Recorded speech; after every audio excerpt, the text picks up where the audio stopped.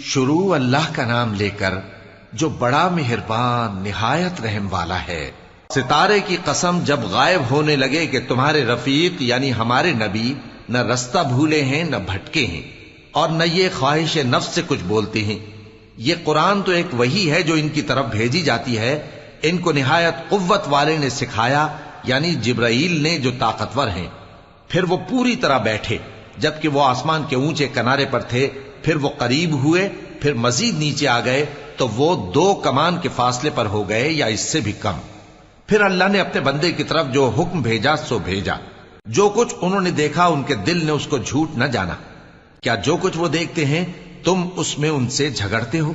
اور انہوں نے اس کو یعنی جبرائیل کو ایک اور بار بھی اترتے دیکھا ہے سدرۃ المنتہا کے پاس۔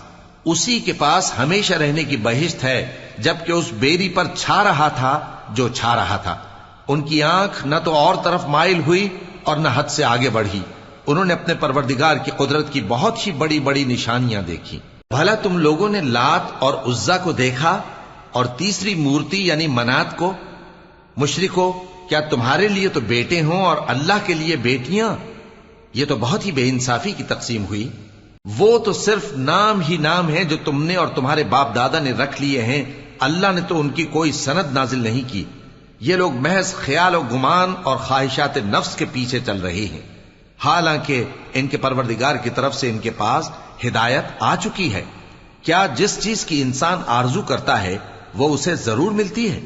سو آخرت اور دنیا تو اللہ ہی کے ہاتھ میں ہے۔ اور آسمانوں میں بہت سے فرشتے ہیں جن کی سفارش کچھ بھی فائدہ نہیں دیتی مگر اس وقت کہ اللہ جس کے لیے چاہے اجازت بخشے اور سفارش پسند بھی کرے۔ جو لوگ آخرت پر ایمان نہیں لاتے وہ فرشتوں کو لڑکیوں کے نام سے موسوم کرتے ہیں، حالانکہ ان کو اس کی کچھ خبر نہیں۔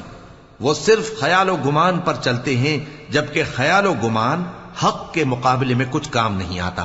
تو جو ہماری یاد سے روگردانی کرے اور صرف دنیا ہی کی زندگی کا خواہاں ہو، اس سے تم بھی منہ پھیر لو۔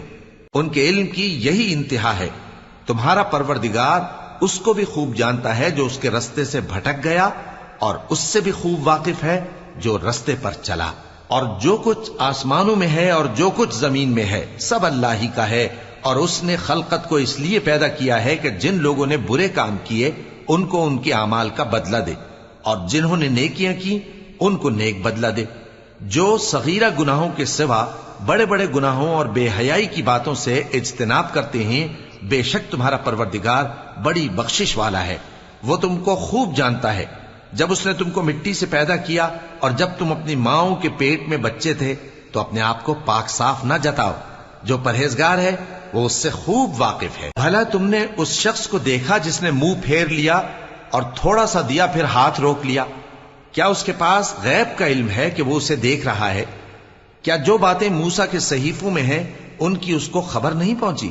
اور ابراہیم کے صحیفوں کی جنہوں نے حق کے طاعت اور رسالت پورا کیا، وہ یہ کہ کوئی شخص دوسرے کے گناہ کا بوجھ نہیں اٹھائے گا، اور یہ کہ انسان کو وہی ملتا ہے جس کے لیے وہ محنت کرتا ہے، اور یہ کہ اس کی محنت کا جائزہ لیا جائے گا، پھر اس کو اس کا پورا پورا بدلہ دیا جائے گا، اور یہ کہ تمہارے پروردگار ہی کے پاس پہنچنا ہے، اور یہ کہ وہ ہنساتا اور رلاتا ہے، اور یہ کہ وہی مارتا اور جلاتا ہے، اور یہ کہ وہی دونوں جوڑے یعنی نر اور مادہ پیدا کرتا ہے یعنی نطفے سے جو رحم میں ڈالا جاتا ہے، اور یہ کہ قیامت کو دوبارہ اٹھانا اسی کا ذمہ ہے، اور یہ کہ وہی دولت مند بناتا اور وہی مفلس کرتا ہے، اور یہ کہ وہی شیرا نامی تارے کا بھی مالک ہے، اور یہ کہ اسی نے عاد اول کو ہلاک کر ڈالا اور سمود کو بھی، غرض کسی کو باقی نہ چھوڑا، اور ان سے پہلے قوم نوح کو بھی۔ کچھ شک نہیں کہ وہ لوگ بڑے ہی ظالم اور بڑے ہی سرکش تھے، اور اسی نے الٹی ہوئی بستیوں کو دے پٹکا، پھر ان پر جو چیز چھا گئی سو چھا گئی۔ تو اے انسان، تو اپنے پروردگار کی کون کون سی نعمت پر جھگڑے گا؟ یہ پیغمبر بھی پہلے کے خبردار کرنے والوں میں سے ایک خبردار کرنے والے ہیں۔ آنے والی یعنی قیامت قریب آ پہنچی، اس دن کی تکلیفوں کو اللہ کے سوا کوئی دور نہیں کر سکے گا۔ اے کافرو، کیا تم اس کلام پر تعجب کرتے ہو اور ہنستے ہو اور روتے نہیں؟ اور تم غفلت میں پڑے ہو تو اللہ کے آگے سجدہ کرو اور اسی کی عبادت کرو۔